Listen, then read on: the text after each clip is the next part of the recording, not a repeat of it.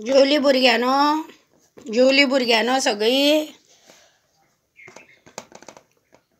आज आयतार न्ही, सगळी कामां केली घरातली आयतारची. कपडे, उदक, आयदनां, साफसफाई.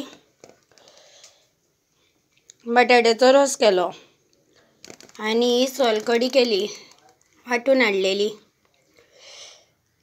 कांय इल्ली कोथमीर, मीठ, साकर घातले. मिरची ना, जिती घालतले जाल्यार. आनी आल्याचो इल्लो दोडून घातलो. जाली म्हाजी कडी. सोलकडी बरोबर शीत.